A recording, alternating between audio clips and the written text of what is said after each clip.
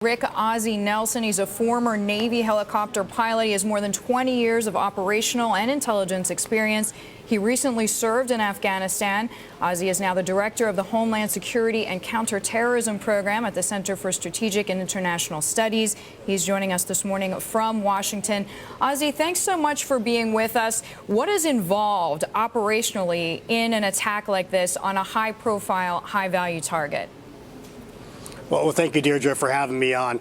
Obviously, it's a very complicated operation. There's many factors to consider, everything from the intelligence, what the compound looks like, and who may or may not be there, to the logistics of supporting an insertion that the media has been reporting.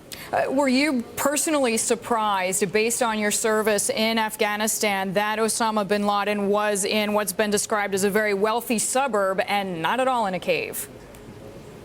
Well, absolutely. The speculation always was that he was hiding in a cave, so to speak, in western Pakistan.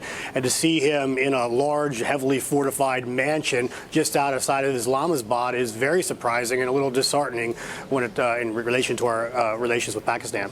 So do you think that this was fast or slow? And again, for this kind of target, I mean, we've been reading reports that the U.S. military was following couriers for about 2 years' time, then became aware in August about this compound. So what would you judge? How would you judge the speed of this operation and its execution?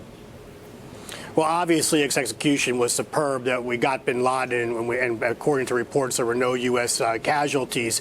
In an operation like this, speed is not that necessary over the long term. What was important after 10 years is that the U.S. government actually got bin Laden. So it was important to be deliberate in their actions and their activities and be very precise to ensure that the operation was a success. Ozzie, again, as an insider, how many people, just to give us an idea of head count, were involved in planning this?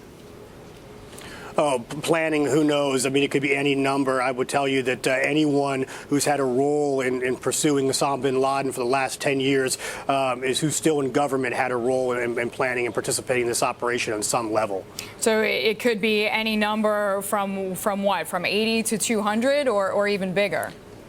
Well, again, you're going to use every single piece of intelligence, every operational advantage that you can gain.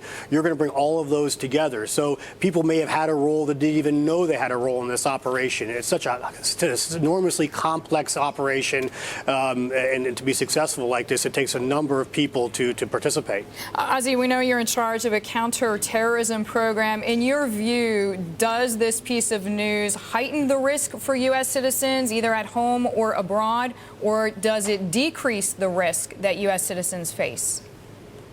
Well, ultimately, strategically, the United States is safer because bin Laden is now dead. We brought the perpetrator to 9/11 to justice finally after 10 years. But make no mistake that Al-Qaeda as a network is still alive and well, and there is still a lot more work to be done in this regard. I would fully expect to see Al-Qaeda affiliates and Al-Qaeda-inspired individuals seek to take violent action against the U.S. and the West in the coming days and weeks. That would not be a surprise.